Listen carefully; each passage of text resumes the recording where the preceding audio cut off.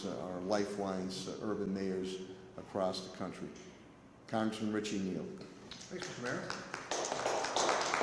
So, acknowledging the good work of the Springfield School Department and the superintendent is where we have to start in terms of the application process.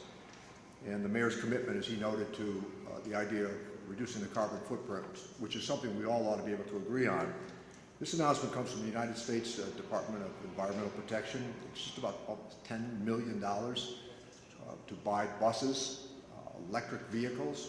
And let me say that if we were to deny or delay these sorts of investments, the only government that would help is China. This commitment that we've made to clean energy across America has to be sustained. So I'm quite proud of the fact that the funding here comes from the Inflation Reduction Act, which was written in the Ways and Means Committee when I was chairman, and now the benefits are beginning to inure to the people of America. So despite the differences we might have from time to time, and I understand where the questions are going to go immediately after this, this investment that we've made in clean technology is really important. So I would argue that the electrification and charging stations are qualified here as well, that this investment is going to be important to the American people for decades and decades to come.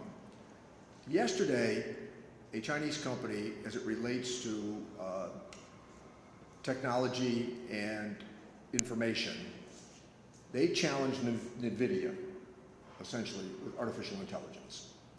And this is where the competition internationally is going to go. So, as of last weekend, we were ahead. Now, that's the reason that we also wrote the Science and Chips Act to increase software production in the United States, not relying on Taiwan, not relying on South Korea for that money. Again, as the superintendent will reinforce in a moment, these are investments that take place over a long, long period of time.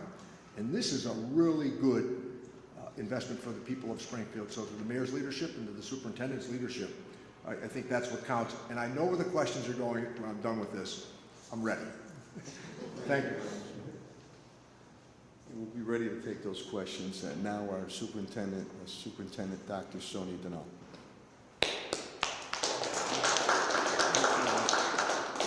Thank you so much, Congressman Neal, for never forgetting about us in the 413. Your leadership means the world to us. Thank you for remembering us nationally as well as locally.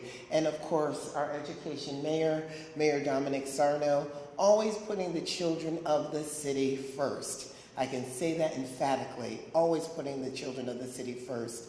And as a former science teacher, I am just thrilled to see that the electric car that I was teaching my students about so many years ago has finally taken front and center and is doing a great deal of good to reduce our carbon footprint.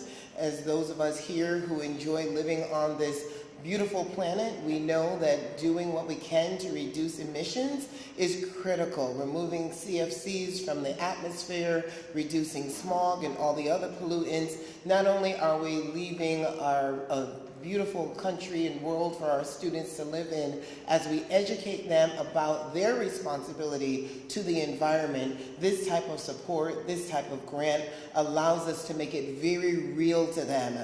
Talk about making that real world connection. So again, thank you, Congressman Neal. Thank you, Mayor Sarno. We could not do any of this without you. Thank you. Thank you, yeah, I see you there, 30 Rock. I'm sure you're going to have some questions or comments, and of course with Congressman Neal and Dr. Denal. But go ahead, fire away. Yeah, no, I was going to start. And all three love to hear your comments on this.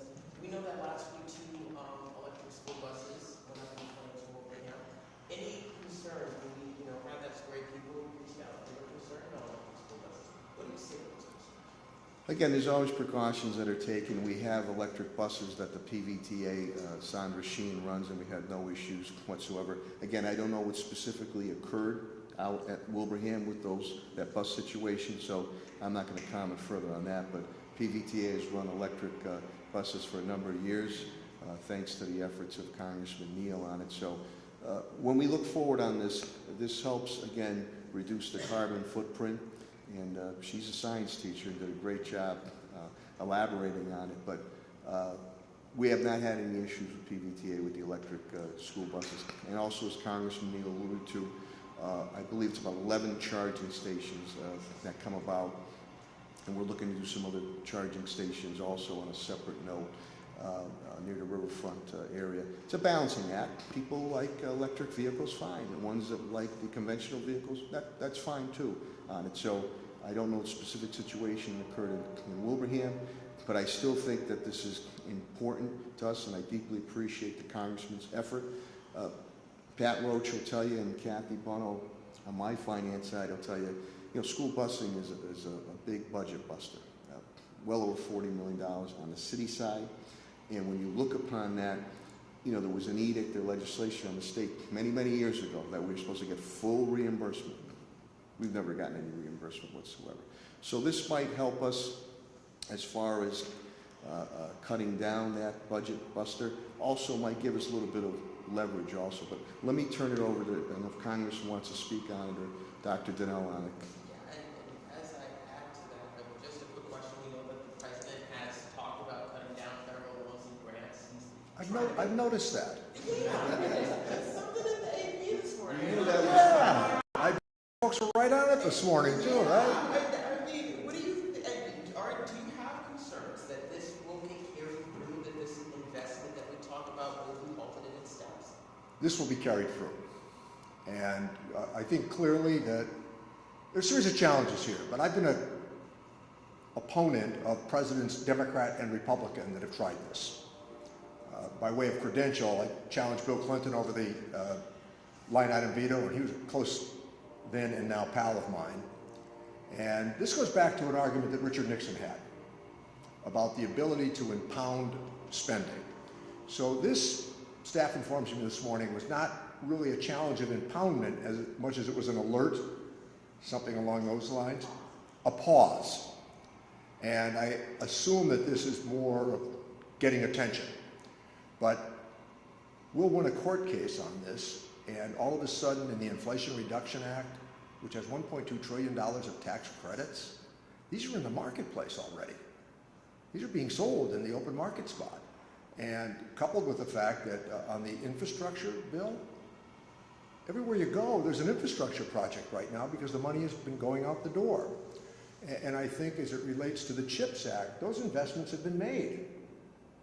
So are you going to stop building in Columbus, Ohio, an Intel manufacturing center? I get the politics of this, but there's also a policy that is corresponding to it. And the policy says that members of Congress don't serve under presidents of the United States. You serve with presidents of the United States. And I think that congressionally directed spending, along with superb grant applications, congratulations to the school department, and to the mayor's commitment, I'm going to rephrase this, the only country that will benefit from us pulling back on these green energy commitments is China. And let me also use the moment to correct the technical record here, which is important. I believe that the White House put out last night or this morning, they were saying they were going to bring to a halt the Green New Deal. There has never been a Green New Deal. There's never been a hearing on it in Congress. There's never been a vote in Congress.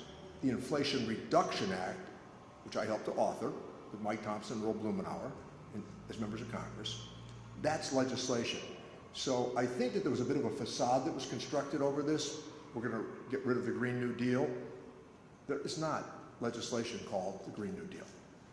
Just let me point out to the Congressman, and he's always been so beneficial, CDBG funds, which is a lifeline to mayors across the country, whether you're a Democrat, an independent, or a Republican. The CDBG money funds go to housing, helping people buy new homes, go to businesses, helping to save jobs and create more jobs, go to parks, go to youth development, you name it. So that's a big, big thing there, and I would hope that the administration would know that that affects people of all creed, colors, and backgrounds, whether you're a Republican, a Democrat, or an independent. And as you continue to move forward, can you see a new administration coming in that wants to take a look at situations with the new secretariats coming in? Yeah, fine. But you have HUD funding, which the Congressman's been great, and Kathy Buno can speak on that. That's a lot of funding that comes into cities and towns across America. And it's beneficial and goes to the heart of what government is about. Not only helping out, but empowering. So we'll wait and see. I know, with Congressman Neal continuing to fight for us and the delegation, we'll see. I understand that I reviewed it earlier this morning that February 10th they want the reports from those divisions on it, but let's see what comes about from it, because this affects everybody across the board. Education is very, very important. Dr. Donnell will tell you that a lot of federal funding comes in on that side too. So I would hope that the administration believes that we have to keep educational aspects going for everyone and anyone. So right now, and Congress can speak more on it, things are frozen. Now, some of the things that have been allocated, as the Congressman indicated, have already been awarded to us. So we'll see. I hope that cooler heads prevail. Do your review. Court cases take a while. In the meantime, businesses, housing, young people, parks, you name it, things will have to be put on hold. So let's see what happens at that point in time. I don't know if the Congressman wants to comment on any other questions or Dr. Donnell on it.